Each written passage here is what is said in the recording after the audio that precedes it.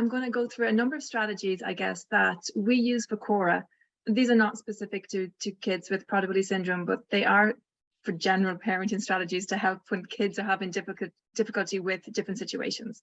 And they've been given to us by mainly our speech and language therapists. There's two in particular that had an interest in, I guess, helping kids who had difficulties with certain situations. So an overview of what I'm going to go through with you now is a little bit of our story, and then the strategies that we use and the ones that have worked for us and for Cora. So first and then, very simple, pretty much that's it, but we'll go through it. Naming feelings, and we've done this with Cora from a very young age, before she had a lot of words, when we're using sign language. Yeah, so it's a work in progress. I'm going to go through the strategies we use around transitions. I'll explain to you what we think differently, and basically that it's okay. So I've got a number of steps to help Cora to understand that we don't all think how Cora thinks, and that's okay, because it's a very difficult thing for her to appreciate that I don't think how she thinks, and it's very upsetting for her. But yeah, we'll go through that. And then introducing the idea of unexpected. And this has been such a changing strategy that's helped our family. Just the idea of that things are unexpected, it can be tricky, it can make you feel upset in a number of ways, and that's okay. And that is definitely a work in progress for us, but I see improvements. And then a little bit about what we do today to help Cora maybe be a little bit more flexible, a little less rigid. So we're a family of four. As Susanna said, Cora, who has Prader-Willi syndrome, is 4, and then Ben is 1.5, and my husband, Gavin, and that's our family. Cora is in mainstream preschool, so she is just about to finish her first year. There is an additional assistant in the classroom to support Cora. It's not necessarily one-to-one, but there is an additional person there. She is a nutritional phase 2B, so she gains weight easily, and I know that due to our bloods that we have done. She doesn't food seek, she doesn't have anxiety around food, but she has got an increased interest in playing with food, and that's not something that's crept up over time. It's just the way that it's always been. So things that's helped us and to help Cora, the idea of first and then. This was introduced to me by, I think, just another parent, and it's so simple but so effective. And I use this as like a 2-step approach to help Cora understand what we need to happen now and what's going to happen next. So it's like a little mini schedule for her, but it helps us just to keep focused, particularly in the morning. Cora never really likes getting her teeth brushed, so I will always, we're going to brush her teeth. First we brush her teeth and then we go outside, because she enjoys that.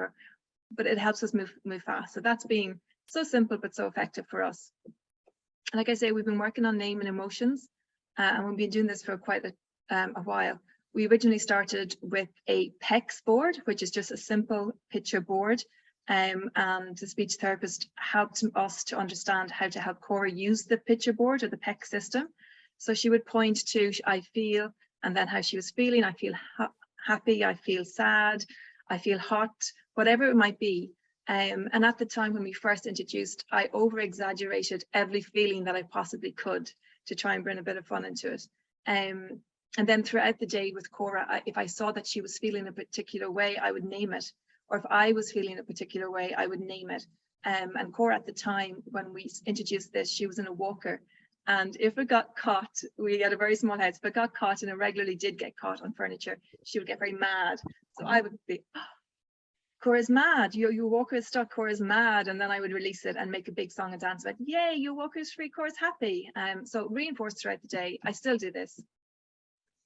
And transitions for Cora, I would have said until actually very recently that Cora didn't have a problem with transitions, but it's more correct to say that we've managed Cora's transitions so well that she doesn't have a problem. And it, like everybody within our immediate family knows that Cora needs timers, she needs a reminder, we need to, follow up, give her time, and it's worked so well for us. So Cora definitely has problems with transitions if we don't do it right. But this is what works for Cora. And so we always give a warning that the activity will end, particularly if it's something that I know she really enjoys. I would give an extra warning. So for bath time, for example, she really loves a bath. I would tell her bath time is over in 2 minutes. I then give her a warning that bath time is over in 1 minute. I found then that like telling her she has time to do one more thing, then bath time is over. So I've added that in recently because it just focuses her on doing one last enjoyable thing because my time is almost up. And then after a minute, I would say bath time is over, out you come. Usually she will get out of the bath without a problem, or she will end the activity without a problem. But if I'm still having a problem, I might slow it down a little bit and say, oh, you know, ending bath time is tricky for you tonight. I get that, but I'm going to count to 3. And if you can't get out by 3, I'm going to lift your body out, or I'm going to help you and I will lift you out. And then I count very slowly. Once I start counting, she's so used to me doing this now. Once I start the counting 1, 2, she's already getting herself prepared for me to pull her out of the bath. So I find sometimes if I'm in a hurry, I'll stop. I won't say the initial lead into this. And I'll just say, you know, whatever activity is over, I'm going to count to 3 and we move on, and she knows. So that's worked quite well. So then sometimes if I know Cora's having a real difficulty ending a task, I'll prime her before the task begins. And this is something I've started to do only in the last month or 2. So if I know, for example, she likes to play with messy foam, she doesn't necessarily like when it ends, but I'll tell her beforehand if she wants to play with it. Oh, you want to play with foam? Ending foam play can be tricky, but you know, we can always play with it again, and there's always be more time to end. So just to reassure that we'll play with it again, and just to make her aware that if there's going to be an end, so she gets a little bit more ready for it. And I find that that helps for something that she's really interested in. And then the idea that we think differently, and that's okay.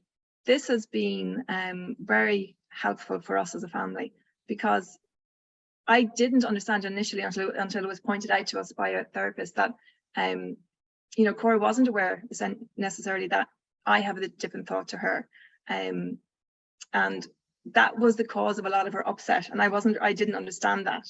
So the idea that we think differently and that it's okay, and that it's okay if you find it tricky. I want her to know that it's, you know, some things are tricky and that's life, but we can get through it. So this is, for example, I guess if there's a picture of a dog and I think it's a dog, but Cora thinks it's a cat. Cora used to get really, really upset with the idea that I thought it was a dog. And at the time, initially, before we used this, to save tears and upset, I would agree with Cora. I would do whatever I needed to make her happy and stop the crying. But that wasn't helping her. That was just me taking the easy road and reinforcing that behavior. So I stopped. When I learned of this, I stopped what I was doing. And then I just started working on this. So I said, oh, you know, you think it's a cat, I think it's a dog. We think different. And just pause, say that it's okay that we think different, and just pause and let her process that, let her react. And I find that, you know, it wasn't easy. It was a very difficult thing. We did this, maybe we're doing, you know, a year in, and we started to see that, yeah, it's helping. So now when I say, oh, you think it's X, I think it's Y, we think different. That almost takes it down to de-escalation. That almost takes it down a level. And I find that, you know, the hard work we put in for the last year where I didn't feel it was working, we're getting there. And I find it very useful. And then the idea of unexpected, this was just this simply, again, it's a work in progress. So this was introduced to us and we started doing this maybe when Cora was about 2.5, and we started to experience difficulties around ownership, or how Cora would assign ownership. And this reaction changed to certain things. So for example, Cora had a book, a Peppa Pig book, which is a story, I'm sure, of a pig. And in this particular book, Peppa's boots were taken by a duck. And the story is about following the duck through the book, trying to get the boots back. And for so long, Cora had no problem with this. But then all of a sudden, it was really upsetting for her. You know, a body flinging back. I don't think necessarily a tantrum, but very close to. And it was really difficult. It was quite shocking for myself and my husband to realize that Cora was now having these problems with situations that previously were difficult. So what we did to try and help her in those situations was introduce the idea of unexpected. And it took a lot. It's still taking a lot of work, but the idea of unexpected and that it's okay. And also we're going to try and calm our bodies. So if something triggered Cora that was upsetting, or, you know, she expected X to happen, but Y happened, I would stop and say, oh, that's unexpected. You expected X to happen. I get that. And that's made you sad. So, you know, I'm understanding, I validate her feeling, and I pause and I wait. And sometimes, you know, if she's able to de-escalate and she's able to listen, or I've caught her before she's really gone too far, now more so than when we started, she will, the word, me saying the word unexpected sometimes even takes her down, because she's like, oh, that's that tricky feeling that I have. So it's, yeah, so sometimes she'll say, yeah, you know, I expected Pepper to wear their pepper boots. And I'll say something like, oh, it's unexpected. I get that. Also in this situation, sometimes she's too far escalated. So I work on calming her bodies and the idea of calming her body. So in those moments where she's too far gone to come back or to regulate herself, I'll try help her calm her body. And I'll say something like, you know, this is really tricky. We need to calm our bodies. I'll close whatever it is, I'll put it away, and I'll just take her a little bit to the side, and I'll say, let's take some deep breaths. And she may not want to, but I'll do the deep breaths, and I'll breathe in and out 4 times. Usually now, particularly now, Cora knows these deep breaths are happening, and, you know, join in. Usually by the end, she'll join in. And if I see she's really taken a good breath, I'll say 1 more breath and add another until she's calmed down. And I'll say something like, oh, that was really tricky. Unexpected is hard. And we move on. You know, and that's my thing throughout the day to reinforce this. If I'm not every day, but, you know, once a week or twice a week, I'll say something. If I'm doing something tricky or she's done something tricky and she's got through it, I'll say, oh, gee, that was tricky, but we can do hard things, you know, and that's just me reinforcing the idea that, yes, it feels tricky, it's hard, but we can do hard things. And I do want to say that this is something, I found this exceptionally hard, because when you're in the moment and Cora is screaming, throwing her body back, and I just found it hard to find the right words. And I know in my mind that there's a strategy I should be using. I should be saying something, but what should I be saying? But with practice, a year in, and we're getting there. And like I say, sometimes Cora can, saying the word unexpected, Cora can almost just stop and think, oh, you know, that's the tricky thing, I need to breathe. And then with helping Cora be more flexible, this when we realized that the flexibility was starting to be an issue, we just started to change up everything. So anything that became routine for us, and we had built in a lot, because we were pleasing Cora. If she wanted to drink only out of a red cup, we only got her that red cup. We didn't want the battle. So we did have to have some battles about flexibility initially. But we just worked through it. It was hard, we got there. And what I found that really cracked it for us was our flexibility dance. So adding humor. Cora just loves a laugh, as like all kids do.